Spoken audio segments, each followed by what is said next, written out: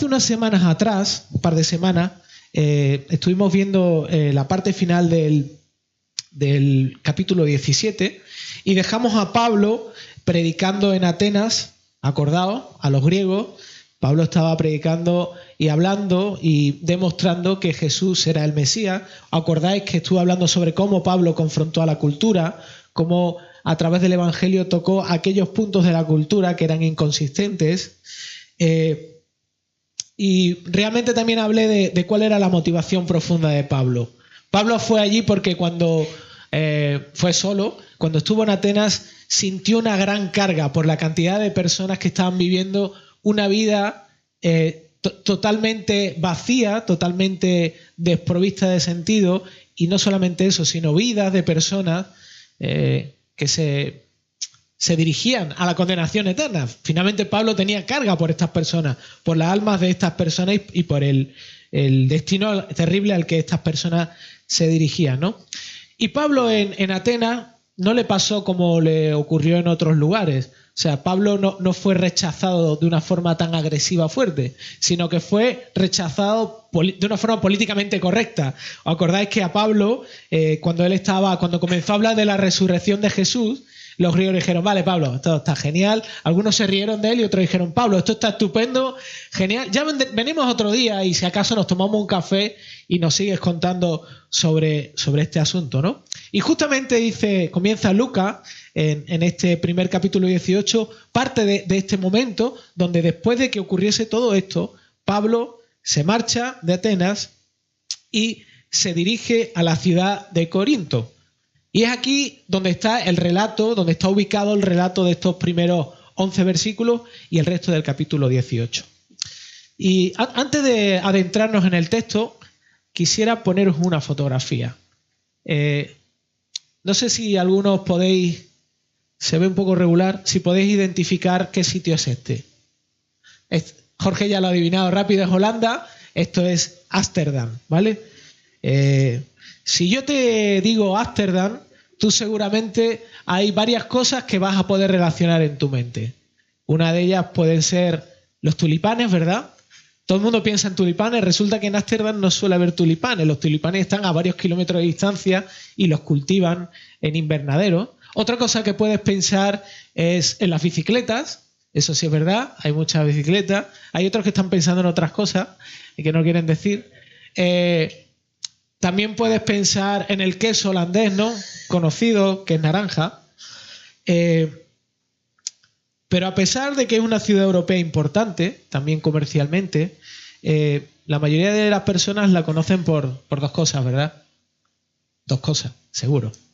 El barrio rojo y que las drogas son legales. O sea, hay los coffee shops que tú puedes ir a fumar marihuana allí y está permitido. La prostitución también está regulada. Es una profesión y ya sabéis, hay unos barrios donde las chicas se muestran en escaparate y entonces tú vas y si es la chica que te gusta, pagas dinero y bueno, y ya sabéis todo lo demás, ¿no? ¿Por qué quiero hablaros de Ámsterdam? Ámsterdam en el 2017 llegó a la conclusión de que no le entraban más turistas. En un año 17 millones de personas visitaron Ámsterdam. Obviamente no todas fueron ahí, ¿no? Pero muchas de ellas curiosearon por allí, ¿no? Cuando Pablo llega a Corinto se encuentra con el Ámsterdam de Grecia. Realmente Corinto era una ciudad cosmopolita y una ciudad muy parecida a Ámsterdam, ¿no? Se encontró con una de las más grandes ciudades de la región de Acaya, en Grecia. Grecia estaba dividida en dos regiones, una del norte y otra del sur, y Corinto era una de las ciudades grandes de la región de Acaya. Y como dije hace varias semanas, si Atenas era un centro cultural, era una ciudad del pensamiento, de la cultura, Corinto era una superpotencia económica en Grecia. Era una ciudad por la que pasaba un montón de comercio. ¿Por qué? Porque estaba colocado en un sitio estratégico. Corinto estaba en lo que se llama un istmo. Un istmo es un trozo de tierra que une, digamos, dos grandes parcelas de tierra y dividía, había dos mares. Entonces, cuando los navegantes querían viajar de un extremo a otro, querían de ir a Asia, a Roma, era muy peligroso recorrer todo el resto de la isla, todo el resto de las penínsulas que había por debajo. Entonces todos atravesaban por ahí, descargaban en un puerto, atravesaban Corinto y cargaban en otro puerto. Y no hacían el trayecto, no lo hacían directamente rodeando, sino que era más corto. Por lo tanto, Corinto era un punto estratégico de la economía en Grecia y de otros países, ¿no? ¿Por qué Pablo va a Corinto? Creo que esto ya lo he repetido más de una ocasión, pero en la expansión del Evangelio, Dios normalmente lleva a los misioneros a grandes ciudades. Grandes ciudades que hay tránsito en ellas y que son puntos estratégicos para que la proclamación del Evangelio y la creación de nuevas iglesias tuvieran un efecto dominó. Donde hay más gente, hay más posibilidades de poder comunicar el mensaje del Evangelio. Y justamente en las ciudades es donde se concentra la mayoría de personas, ¿no? Pero una característica que tienen este tipo de ciudades, tanto Ámsterdam como otras ciudades en el mundo, es que al ser tránsito de muchas culturas y de muchas personas, hay un enriquecimiento, obviamente, de la cultura, pero además lo que pasa es que se convierten en ciudades donde hay oportunidades para conseguir quizá debutar en el arte o conseguir un trabajo, etcétera, etcétera. Y todo este bullicio produce que la moralidad se debilite. Y si no me crees, por ejemplo, una de esas ciudades es Londres. Londres es una ciudad muy cosmopolita, pero también es una ciudad muy promiscua. Y suele ocurrir, van las cosas sujetas de la mano, ¿no? Ese compendio de cultura, de creencias, generan un deterioro en la moralidad, ¿no? De hecho, en Corintios una cosa que pasaba es que tenía un monte alto y en ese monte alto estaba el templo de la diosa Afrodita. Quizás no sabéis de mitología griega, pero cuando escuchamos el nombre de Afrodita todos sabemos, o por lo menos tenemos cierta idea. Afrodita era la diosa del amor. De hecho, en Corinto eran tan comunes los ritos inmorales como también la prostitución sagrada.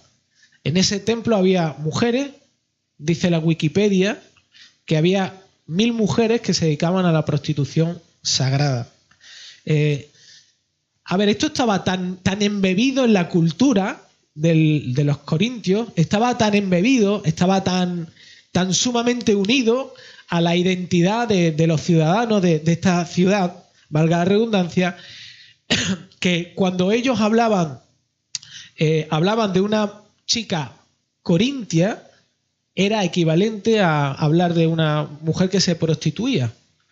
De hecho, un estilo de vida corintia esa expresión significaba alguien que era promiscuo y que se acostaba con quien le daba la gana y cuando le daba gana, ¿vale? Este es el sitio a donde Pablo llegó. Esta era la ciudad a la que Pablo se presentó, además él solo, ¿no? A lo mejor nos puede parecer un poco exagerado lo que pasaba en Corintio, pero yo quiero deciros algo. Hoy en día nosotros vivimos en una sociedad muy sexualizada. Nosotros no tenemos el templo de la diosa Afrodita, pero cada cosa que te tratan de vender en televisión o en internet tiene referencia al sexo, de una u otra manera. De hecho, los publicistas saben que esto es algo que funciona muy bien y lo usan. Lo usan como gancho para vendernos cosas, ¿no? Quizás no de forma explícita, pero sí utilizan mucho todo el tema de la sexualidad, ¿no? Así como he dicho, Pablo aterrizó aquí en esta ciudad, en Corinto, él solo, porque Silas y Timoteo lo había dejado en Berea, estaban los dos en Berea. Aparte, luego Timoteo fue enviado a visitar a otra iglesia antes de reunirse con él. Vale. Todos nosotros tenemos a veces el ideal de que las personas que Dios usa en la Biblia son personas, sí, sabemos que tienen lucha, pero pensamos que no son como las nuestras, ¿no? ¿Y por qué digo esto? Es muy significativo que Pablo, desde esta ciudad, desde Corinto, es donde escribió la carta a los romanos. No sé si lo sabíais, pero cuando él estaba en esta ciudad, mientras él estaba aquí, él escribió una carta a la iglesia de Roma que aún no conocía. Y cuando escribe esta carta a los romanos, él habla del estado de corrupción del ser humano. Eso está en el primer capítulo de Romanos. ¿Por qué es tan interesante esto? Porque Pablo, al escribir esta carta a los romanos, está describiendo, en cierta manera, lo que había visto en la ciudad de Corinto. Y esto está en Romanos 1, versículos del 22 al 25. Y mirad lo que dice Pablo respecto a esta ciudad. Dice, a partir del versículo 22 del capítulo 1, dice: profesando ser sabios, se volvieron necios y cambiaron la gloria del Dios incorruptible por una imagen en forma de hombre corruptible, de aves, de cuadrúpedos y de reptiles. Por consiguiente, Dios los entregó a la impureza y la lujuria de sus corazones, de modo que deshonraron entre sí sus propios cuerpos, porque cambiaron la verdad de Dios por la mentira y adoraron y sirvieron a la criatura en lugar del Creador, que es bendito por los siglos. Amén. Lo que está diciendo Pablo aquí a los romanos es que él, cuando llegó a Corintios, se dio cuenta de la cultura griega, que no sé si os acordáis, los filósofos discutieron con él. Los griegos eran unos orgullosos. Ellos pensaban que realmente entendían de qué iba la vida. De hecho, los filósofos se dedicaban a pensar en eso y a enseñar respecto a eso.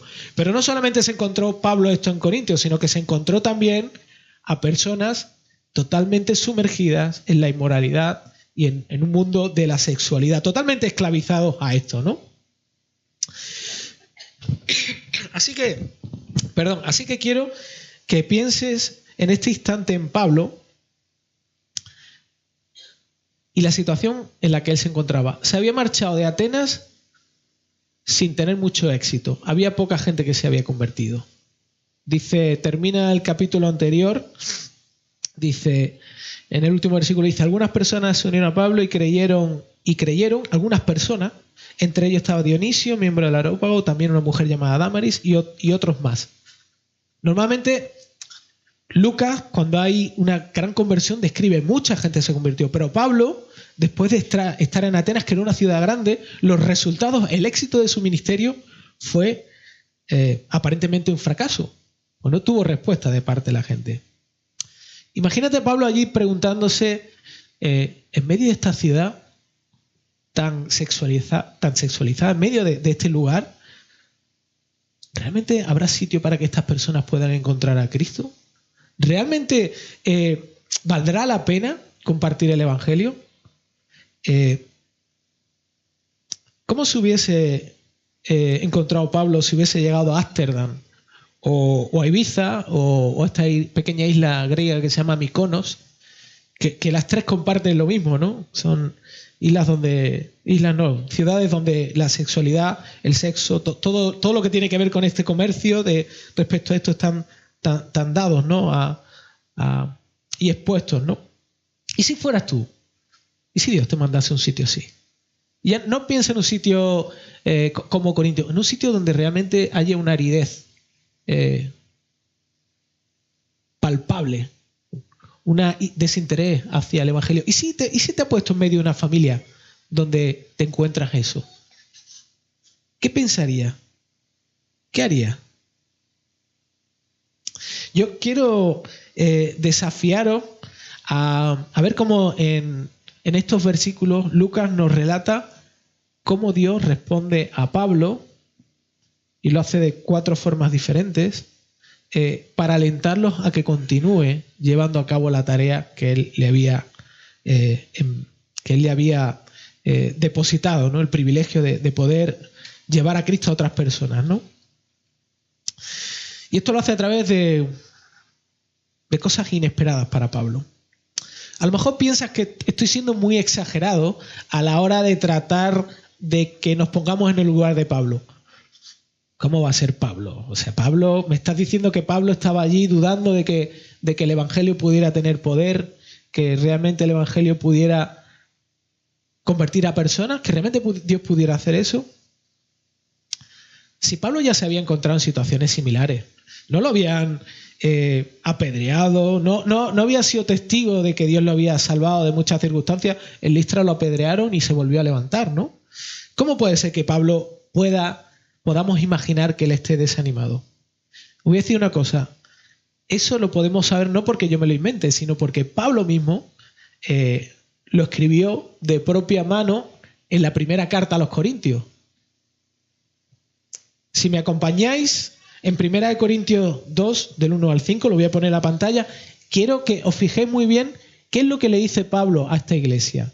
Y le está diciendo esto a esta iglesia justamente expresando cómo estaba él cuando llegó a ellos la primera vez a hablarles de Cristo. Dice, a partir del capítulo 2, versículo 1 al 5, dice: cuando fui a vosotros, hermanos, proclamándose el testimonio de Dios, no fui con superioridad de palabra o de sabiduría, pues nada me propuse saber entre vosotros, excepto a Jesucristo y este crucificado. Y estuve entre vosotros con debilidad y con temor y mucho temblor. Y ni mi mensaje ni mi predicación fueron con palabras persuasivas de sabiduría, sino con demostración del Espíritu y de poder, para que vuestra fe no descanse en la sabiduría de los hombres, sino en el poder de Dios.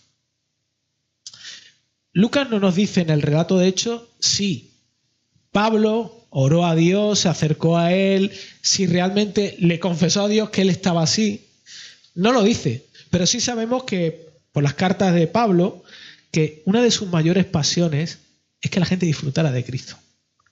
Su mayor pasión era alentar a las personas, no solamente a que conocieran a Cristo, sino que crecieran y maduraran en Cristo. Finalmente que pudieran disfrutar de lo que Jesús había hecho y del amor de Dios a través de Jesús. Así que yo no dudo que Pablo, cuando se encontrase en esa situación, yo no dudo ni por un instante que él fuera Dios y le pidiera ayuda, aunque Lucas no lo ponga, ¿no? Aunque Lucas no nos lo cuente. Como digo, ante esta situación, Dios alienta a Pablo y lo anima en su tarea como misionero. Y aunque ninguno de nosotros nos podamos considerar misioneros al estilo de Pablo, sí que toda persona, todo cristiano, todo discípulo de Jesús es un misionero. Es un punto de luz, es sal y luz, de allí donde está, ¿no? Hemos sido llamados todos a ser misioneros en nuestro contexto, donde nosotros estamos, ¿no? Así que estas 4 razones que Dios usa para animar a Pablo también es válido para cada uno de nosotros. Y vamos a mirarlas, ¿vale? Juntos. Y la primera de ellas es el hecho de que Dios te regala la amistad de otros creyentes, ¿vale? Cuando Dios nos manda, Dios nos envía a la misión de llevar el Evangelio, de compartir, de ser llenos del Evangelio y llenar a otras personas, nos regala la amistad de otros creyentes. Y lo vemos aquí, ¿no? Después de la solitaria experiencia en Atenas de Pablo y la poca respuesta a su predicación, el Señor le regala a Pablo la compañía y la amistad de un matrimonio que es compatriota, que son judíos. Y dice Lucas que Aquila y Priscila fueron expulsados de su hogar en Roma por Claudio, ¿vale? Por el emperador romano, y ellos ahora mismo allí en Corinto eran extranjeros, desde el punto de vista de que no era su hogar, igual que Pablo. Por lo tanto, existía una empatía mutua porque se encontraban prácticamente en las mismas circunstancias. Pero además, este encuentro casual de Pablo no fue casual, era algo que Dios había llevado a cabo, era algo que Dios estaba usando en sus propias manos. No sabemos si este matrimonio era creyente o no era creyente antes de llegar, o si luego se convirtieron a través de Pablo, pero sí que podemos saber, y es algo que viene posteriormente en este mismo capítulo, es que estas 2 personas llegaron a ser compañeros de Pablo, llegaron a ser compañeros del ministerio. O sea, fueron usados por Dios para animar a Pablo, pero Dios lo usó para que pudieran llevar el Evangelio y apoyar a otros creyentes. De hecho, ellos fueron parte fundamental de la iglesia en Corintio, ¿no? Así que esto nos recuerda que la amistad cristiana es un medio que Dios nos da para ser alentados con el Evangelio. Y creo que es algo que nosotros debemos meditar y disfrutar. El hecho de que Dios nos haya unido a una gran familia y que podamos establecer lazos de amistad para recordarnos quién es Cristo, ¿no? Y lo que Él ha hecho por nosotros. Y como digo, cuando miraba este aspecto, la verdad que me hacía recordar algo en lo que llevo bastante tiempo pensando, que tiene que ver con la iglesia, ¿no? La iglesia como familia. Y esta mañana compartí acerca de cómo cómo me voy dando cuenta de la cultura individualista que se ha introducido dentro de la Iglesia. Pero me di cuenta porque la veo en mí principalmente. Veo realmente cómo mi tiempo es mi tiempo, mi ocio es mi ocio, mis responsabilidades son mías, mi familia es mía, mi dinero, mi casa. O sea, hay un mí en todo lo que hago, ¿no? Y creo que estoy convencido de que debemos animarnos y luchar contra esto. Estoy totalmente convencido de que la visión de Dios para la Iglesia es totalmente contraria y contracultura, ¿no? Así que creo que uno de los objetivos que deberíamos buscar juntos, y ya digo, es una pena que muchos de vosotros no hayáis estado esta mañana porque hemos hablado de ello, es la necesidad de crecer en esta amistad cristiana, no en una amistad superficial. Así que, como digo, mi aliento para todos nosotros es buscar a alguien, a un hermano en la Iglesia. Dios nos ha dado una persona al lado nuestra para que vivamos la vida cristiana no solos, sino en comunión, en compañía, con la intención de tener una relación de amistad que nos aliente más a conocer a Jesús, que nos recuerde cosas que olvidamos, que nos confronte con la verdad y que nosotros también podamos hacerlo con esa persona, ¿no? Y especialmente que nos aliente a apasionarnos por Cristo y compartirlo con otras personas, ¿no?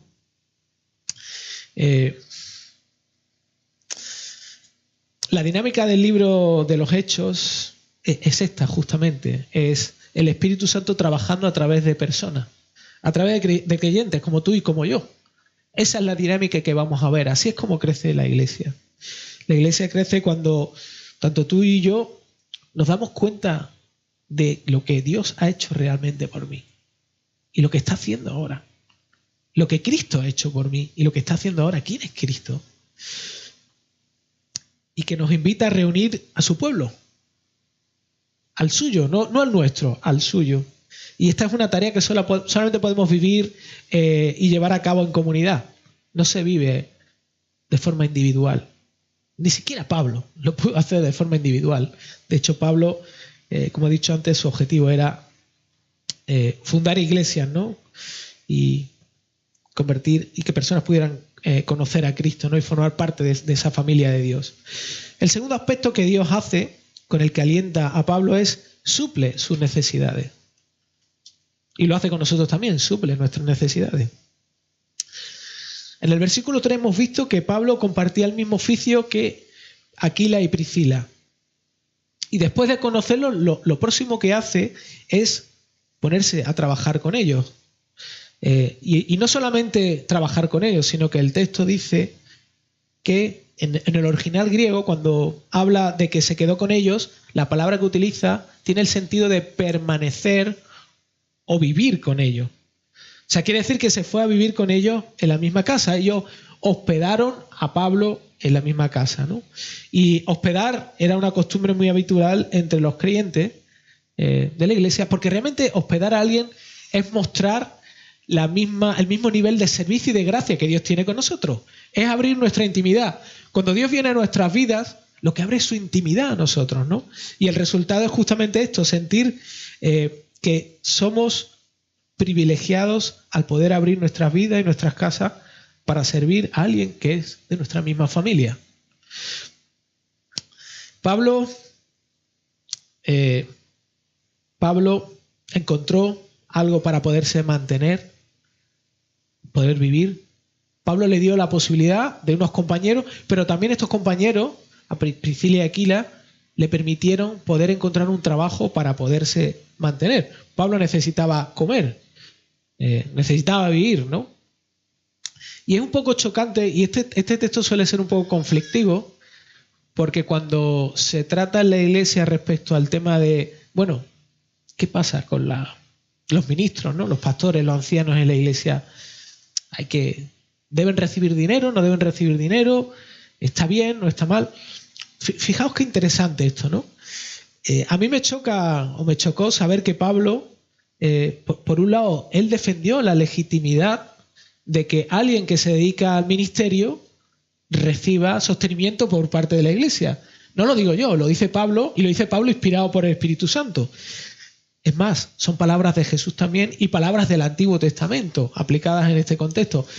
Y es justamente lo que le dice a Timoteo, ¿no? En los versículos 17 y 18 del capítulo 5 de su primera carta. Timoteo dice: los ancianos que gobiernan bien sean considerados dignos de doble honor, principalmente los que trabajan en la predicación y en la enseñanza, porque la Escritura dice: no pondrás bozal al buey cuando trilla, y el obrero es digno de su salario. A pesar de esto, Pablo prefirió buscar un trabajo, trabajar con sus propias manos para sostenerse. Pablo prefirió hacer esto. ¿Por qué? Fijaos qué increíble. O sea, Pablo prefirió rechazar este derecho por amor a Cristo. ¿Por qué? No porque fuera alguien que dijese, bueno, voy a hacer esto para que la gente vea lo bueno que soy, sino el objetivo que Pablo tenía en esto, y se lo dice a los Corintios en su carta, es que si recibir el dinero iba a provocar que la gente rechazara el Evangelio, él prefería no recibir ningún dinero. Él prefería trabajar con sus propias manos. Qué diferente esto, ¿no? A tantas personas en el mundo pseudo cristiano que conocemos, que son abanderados del Evangelio, pero viven de una forma opulenta, ¿no? Hay un objetivo grande en conseguir dinero, en recaudar, etcétera, etcétera, etcétera, y luego tienen unas vidas totalmente que a veces uno se sorprende, ¿no? Incluso algunos tienen aviones privados, y a mí realmente, ¿sabéis? A mí hay algo que tengo un rechazo bastante grande, y es cuando hay personas que a lo mejor se las invitan a un evento musical, que son gente del contexto de cristiano, que vienen a dar un concierto o que vienen a predicar, y son personas que demandan unas cantidades de dinero exageradas. Me parece totalmente inmoral. No estoy diciendo que estas personas no tengan necesidades del transporte, de la comida, pero creo que Dios nos llama a compartir de gracia lo que hemos recibido de gracia. O sea, el Evangelio no lo podemos utilizar para distorsionarlo y hacer que pierda su brillo, que es el que Cristo le da y no nosotros.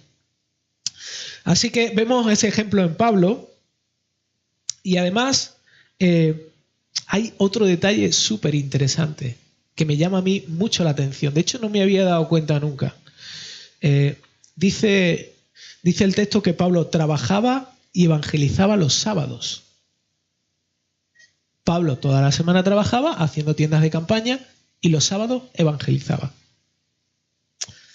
Y estas dos cosas que él hacía están unidas por una conjunción, la I. Son dos acciones que se dan de forma simultánea, continua.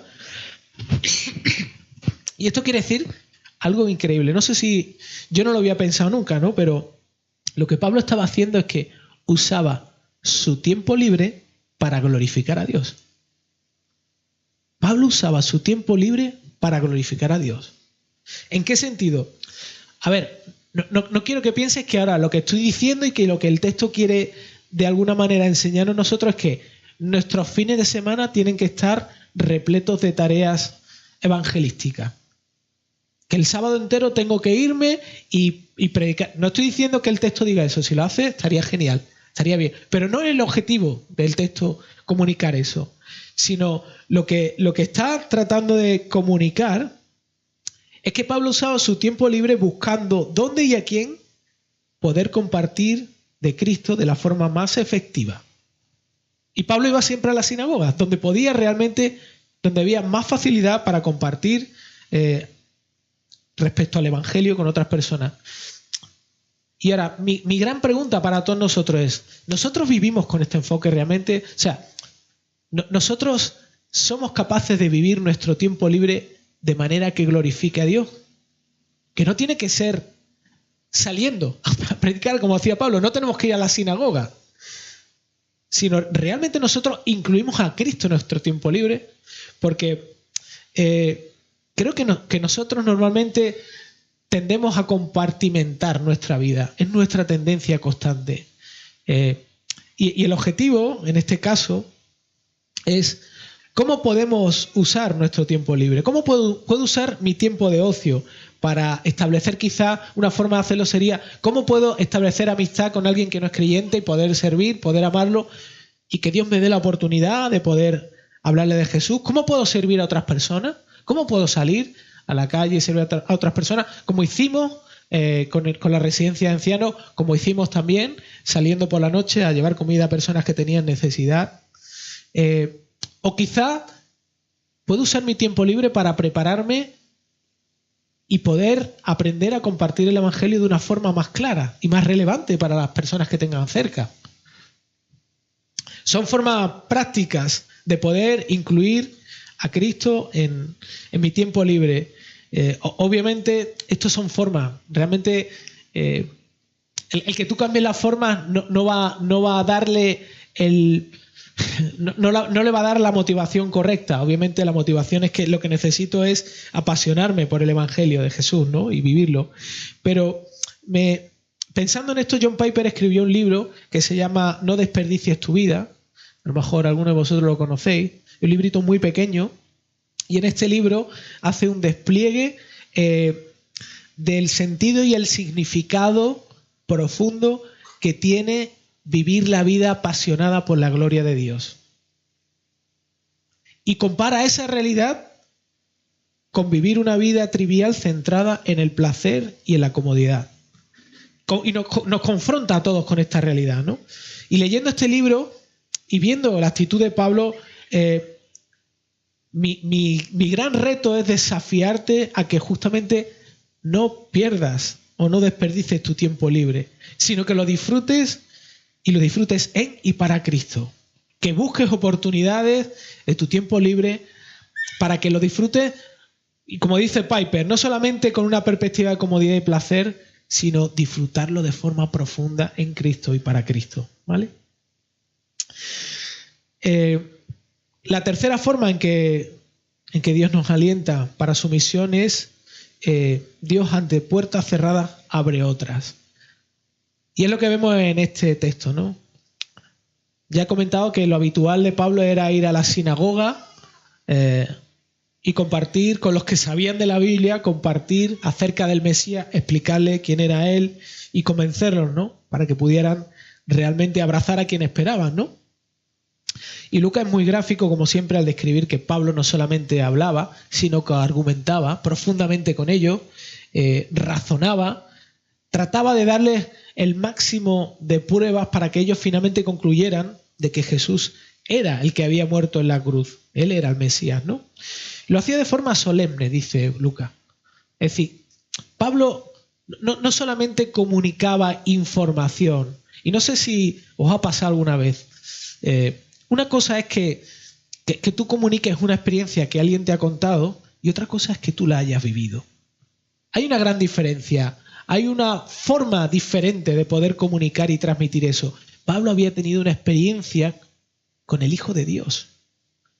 Por lo tanto, cuando Pablo hablaba del Mesías, no hablaba de alguien que le habían contado, que le había leído, sino era alguien con quien había tenido un encuentro. Por eso lo hacía de esa forma solemne, ¿no? Pero además de eso, porque Pablo, como he dicho, había tenido una experiencia con él, una experiencia real, ¿no? La evangelización es justamente eso, es la acción de compartir el Evangelio con otras personas como el resultado de estar disfrutándolo, como el resultado de estar viviéndolo de una forma intensa y verdadera, no simplemente como un concepto en la mente, ¿no? Aunque la respuesta de los judíos no nos asombra, porque no es la primera vez que cuando Pablo le habla del Mesías, no es la primera vez que ellos rechazan. Quiero tomarme un momento para reflexionar y para que pensemos juntos acerca de algunos detalles. Y el primero de ellos es esto. Esta es una afirmación bíblica, no es mía. El mensaje del Evangelio es tremendamente ofensivo. Es ofensivo. Si lo pensamos y nos detenemos a pensar y a meditar cuál es el sentido de lo que Pablo estaba diciendo, es ofensivo. Déjame que me explícame un poco. Normalmente solemos enfatizar que el Evangelio es un mensaje de amor de Dios hacia el hombre. Y es verdad, pero no es completo. Esta verdad no es completa. Cuando el Evangelio es comunicado de una forma clara, las personas que la escuchan solamente pueden responder de dos maneras. O lo aceptan o lo rechazan. Es radical, el Evangelio es radical. Y la mayor barrera que toda persona, creyente o no, puede poner al Evangelio es su propio orgullo. Esa es la única barrera. ¿Por qué? Cada vez que nosotros vamos al Evangelio, cada vez que lo compartimos, cada vez que lo volvemos a tener un encuentro con él, el Evangelio nos recuerda cuál es nuestra verdadera condición. Y eso no nos gusta. No nos gusta saber cuál es nuestra verdadera condición. ¿Por qué? Porque el Evangelio lo primero que te dice es que todos tenemos un corazón oscuro y que no somos buenas personas. Eso es lo primero que nos dice. Esa es la realidad que hay en nuestro corazón y es nuestra parte de nuestra identidad. De hecho, que seamos buenas personas es una tarea sobrenatural que solo Dios puede hacer. Pero reconocer que nosotros somos así es la condición indispensable para poder abrazar a Cristo y para ser cambiados también. No solamente para convertirte, sino para madurar, para crecer. Así que cuando los judíos rechazaron lo que Pablo le estaba anunciando, lo que estaba ocurriendo es que se estaba manifestando la realidad profunda de sus corazones. Para ellos, creer que Jesús era el Mesías, creerlo, implicaba aceptar que no eran lo que creían ser, los buenos de la historia. Los judíos eran los buenos, el pueblo de Dios, los religiosos. Aceptar al Mesías significaba que ellos no eran eso. Y por eso decía el orgullo, que es la barrera para poder ser cambiados por el Evangelio, es el primer problema que tenemos nosotros, ¿no? Pero además, otra cosa tremendamente interesante es que además implicaba abandonar sus planes personales de salvación. Aceptar a Cristo implica que tú abandones tus planes personales de salvación. Los judíos creían que el Mesías los salvaría de la opresión romana y que les daría toda su tierra para volver a tener el reino de Israel y su propio rey. Es decir, lo que buscaban era prosperidad y comodidad. Ahora, ¿qué pasa? Que Jesús no puede ser el Mesías, porque Jesús no nos ha traído prosperidad económica ni prosperidad en el reino, por lo tanto, no podemos aceptarlo. Si Jesús no me ha traído buena vida, yo no puedo aceptarlo. Si traemos esta realidad a nuestro día a día, nosotros en muchas ocasiones actuamos así con Cristo. Es así, actuamos así. No podemos reconocerlo como Mesías. ¿Por qué? Porque dudamos de Jesús cuando Él no nos da una vida más fácil y más sencilla. Nos pasa como a los judíos igual. No podemos aceptar al Mesías porque si el Mesías no es lo que yo espero que Él sea y que me dé lo que yo espero que Él me da, no puede ser Jesús. Llegamos a pensar que Dios envió a su Hijo para que nuestra vida fuera más cómoda o sencilla, o para cumplir nuestras expectativas, pero a menudo nos encontramos con la realidad del sufrimiento y la frustración de la vida cotidiana. Las cosas no son tan fáciles como pensábamos, ¿no? Y el problema está en que hemos llegado a creer que podemos decirle y forzar a Dios para que nos dé lo que pensamos que es mejor para nosotros. Pero hay una buena noticia. Una mala y una buena noticia. La mala noticia es que Dios no nos va a dar lo que nosotros le pedimos. Y la buena es que nos va a dar lo que nosotros necesitamos. Justamente. Así que es un descanso a pesar de esta realidad, que Él sabe lo que nosotros necesitamos en cada momento, que nos ama a pesar de eso, a pesar de cómo somos nosotros, que tratamos de construir nuestra salvación a través de las personas, a través de las cosas, y Él está comprometido a seguir cambiándonos profundamente para que abramos los ojos y encontremos en Él todo lo que necesitamos. Mira, Pablo cuando Pablo va a evangelizar, cuando Pablo habla de Cristo, él mismo dice que hace todo lo posible y se desgasta porque otros puedan encontrar a Cristo y disfrutar de Él. Pero aquí en el texto vemos algo muy llamativo. Pablo hace responsable a estas personas del rechazo del Evangelio. Pablo hace todo lo posible, todo lo que estuvo en sus manos para que ellos pudieran conocer a Jesús. Y nosotros a veces tenemos miedo de compartir el Evangelio por una sencilla razón. Porque pensamos que nosotros tenemos que convencer y cambiar el corazón de las personas. A veces pensamos en la dificultad, en cómo voy a responder, en cómo voy a decir. Y si me responde, porque en el fondo pensamos que nosotros cambiamos a las personas, pero no es así. Nosotros hablamos de Jesús y Dios trabaja en sus corazones. Ambas cosas funcionan de forma simultánea y misteriosa, porque no las entendemos bien. Pero además esta realidad nos libera del miedo y de la carga de tratar de hacer algo que no nos corresponde a nosotros y que no podemos hacer nosotros. Pero además nos hace dependientes de Dios y nos permite experimentar el poder de Dios en nuestra debilidad.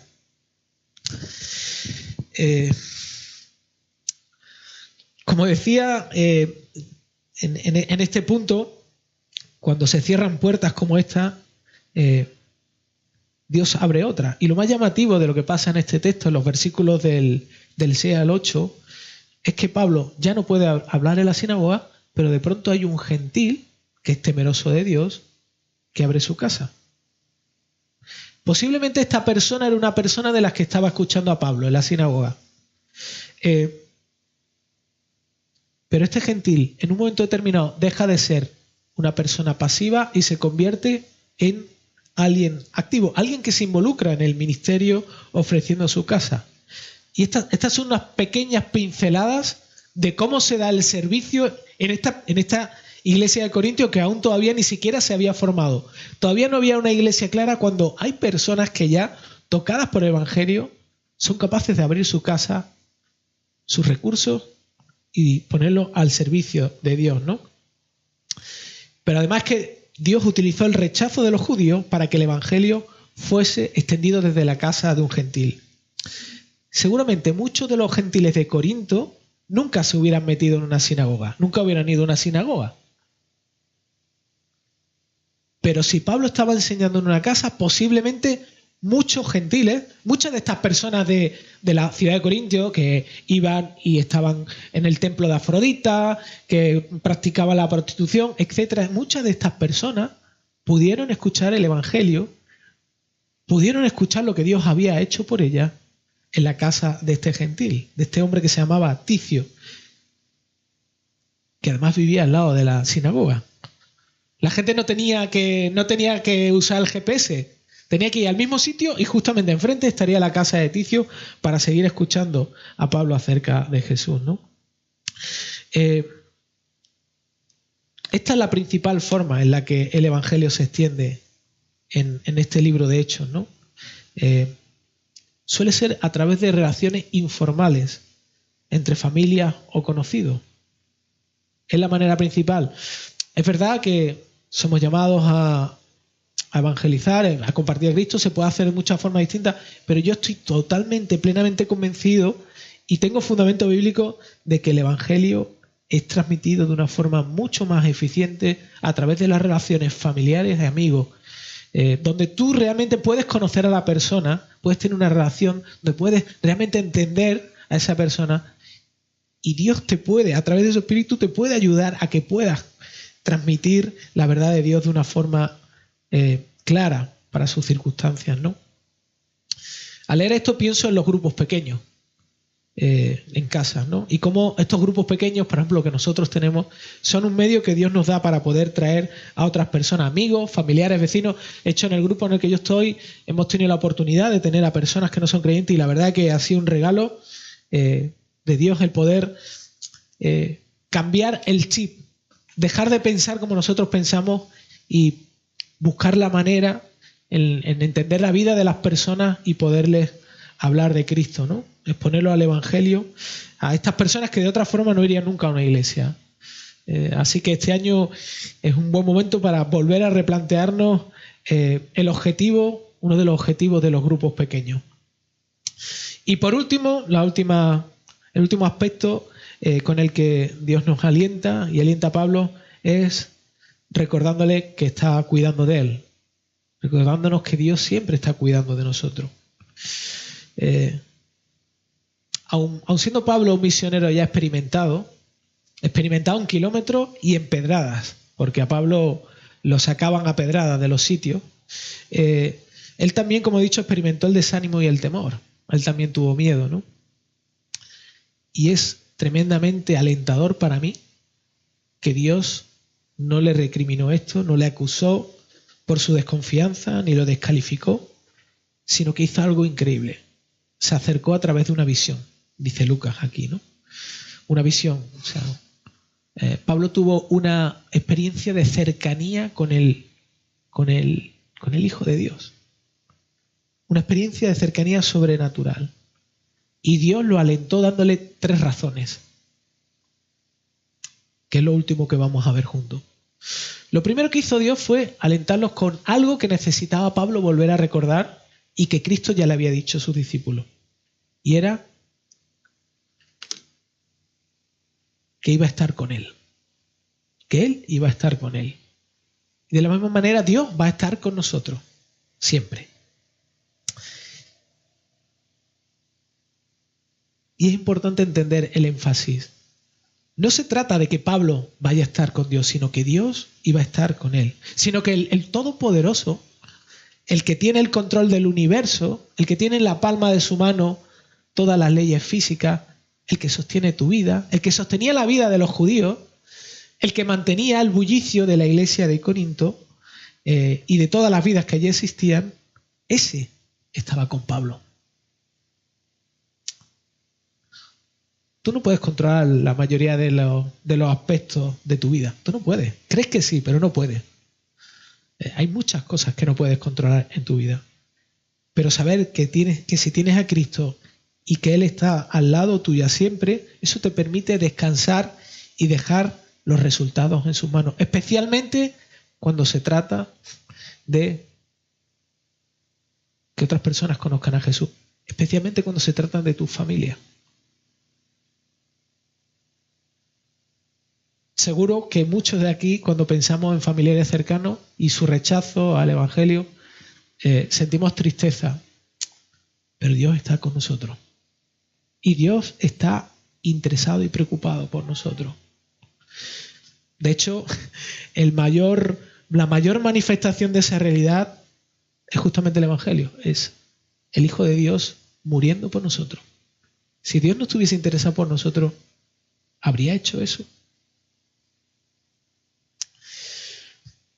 Spurgeon consideraba que en esta promesa que Dios le hace a Pablo y que nos hace a nosotros, le estaba asegurando la presencia de Jesús en su vida, la compasión de Jesús y la colaboración de Jesús. Lo segundo que hace Dios en esta visión a Pablo es le da información de algo que debía saber.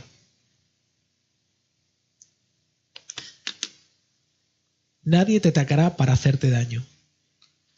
A ver, a Pablo le habían hecho daño un montón de veces. Le habían dado latigazos, pedradas, insultado, seguramente escupido, etcétera, etcétera, etcétera.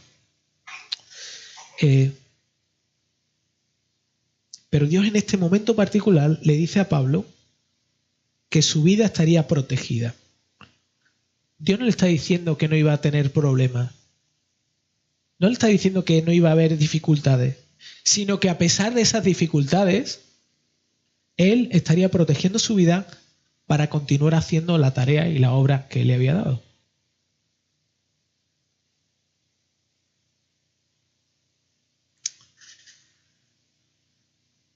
Y por último, Dios le dice a Pablo algo que debía animarlo a esforzarse y a descansar. Le dice, porque yo tengo mucho pueblo en esta ciudad.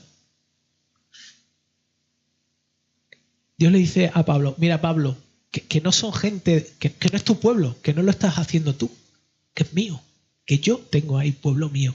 Hay personas ahí que van a conocerme. El éxito ministerial no es tuyo, es mío. Es mío. la iglesia, como dijo Jesús, la construye Él. Nosotros formamos parte de la iglesia, pero la iglesia la construye Él. Así que tanto Pablo como nosotros somos colaboradores a lo que Dios nos da el privilegio de probar ahora lo que viviremos en la eternidad con Él y con todos los creyentes pasados, presentes y futuros. Pero además, saber que esta es tarea de Dios nos permite esforzarnos sin descansar en nuestros resultados, en nuestro rendimiento, en nosotros, en nuestras capacidades, sino confiando en que es Él el que hace a través de nosotros. Ahora fijaos, después de que Dios le muestra esto a Pablo, que por cierto, yo nunca he tenido una visión como la de Pablo, pero yo sí he visto cómo Dios me ha hablado a través de... Pablo no tenía la Biblia escrita como nosotros, pero nosotros, quizá visiones no, pero a través de la palabra de Dios podemos recibir cómo Dios nos habla, cómo Dios nos dirige y cómo Dios nos confronta muchas veces en nuestra vida, ¿no? Y por eso es tan importante. De hecho, Pablo lo que hace es justamente lo que viene a continuación, ¿no? ¿Cuál fue la respuesta de Pablo ante lo que Dios le dijo? Pablo dijo, sí, me quedo. Por supuesto que me quedo. Por supuesto que sigo aquí. ¿Cómo no voy a seguir? ¿Cómo no voy a continuar si tú estás conmigo? ¿Qué mayor privilegio el ser colaborador tuyo, Señor? No hay mayor trabajo y privilegio que este. Y Pablo se quedó apasionado durante 1 año y medio allí. Y lo que Pablo hizo fue justamente... hizo esto, ¿no? No solamente Pablo estaba interesado en levantar muchas iglesias. Pablo no era alguien que iba, bueno, tenemos una iglesia aquí, otra aquí, vale, venga, vamos a hacer aquí una numeración. Mira, hemos conseguido plantar 50 iglesias en 1 año. ¡Ay, fantástico! No. Fijaos, Pablo, el objetivo de Pablo y de su ministerio era que aquellos que reciben a Jesús realmente llegaran a conocerlo y a enamorarse de él más y más, como él estaba. Ese era el objetivo final. Por eso Pablo se quedó 1 año y medio allí. Y fijaos que en el libro, de hecho, la parte organizativa de la iglesia sí se trata, pero lo que más Pablo, el mayor énfasis que Pablo hacía era enseñar acerca del Evangelio, cómo éste funciona en tu vida y cómo es el que realmente tiene poder para cambiarte, ¿no?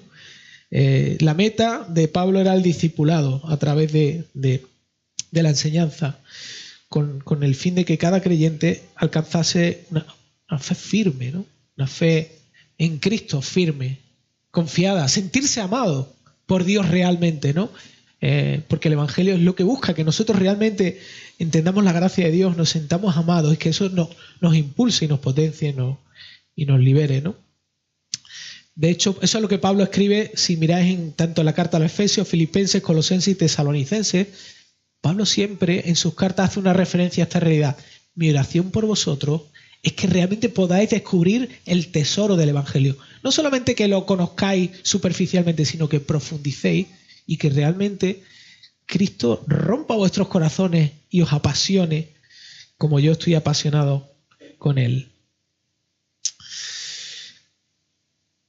Como decía, este mensaje es un mensaje para alentarnos justamente a entender la misión que Dios nos llama y a confiar y a descansar y a buscar en este año con más intensidad esta realidad. Porque yo creo que el objetivo principal, obviamente hay 2 aspectos que nosotros tenemos como iglesia, nuestra visión, que es glorificar a Dios, y la gran comisión, ¿no? Mostrar el amor de Cristo llevándolo a otras personas, ¿no? Y creo que estamos en un momento donde hemos empezado a hacer mucho énfasis en el aspecto de glorificar a Dios, pero necesitamos pedirle a Dios que esto se convierta en una realidad activa en nuestras vidas. Y que las iglesias crecen, sí, Dios trae las personas, pero las iglesias crecen cuando la iglesia se mueve, no cuando una persona se mueve. O sea, la evangelización, compartir a Cristo, mostrar la verdad de Dios, mostrar el amor de Dios, es algo que se manifiesta de forma comunitaria. ¿Vale? Así que cuando cada uno de vosotros compartís a Cristo con una persona, formáis parte de la iglesia, no estáis solos, formáis parte de la familia de Dios. Por lo tanto, hay una gran clave aquí, ¿no?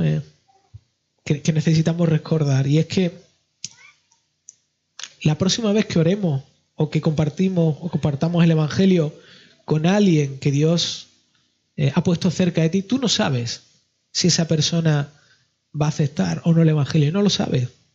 Pero puede ser alguien que Dios ha escogido para usarte a ti y que pueda venir a la fe. Que pueda venir a la fe. Que Dios te use para salvar su alma, para salvarlo, para que pueda tener una experiencia con Cristo profunda y verdadera y pueda conocer de qué trata la vida. Pueda tener una esperanza más allá de la eternidad y que pueda tener el privilegio de poder adorar al gran Dios que nosotros tenemos. Así que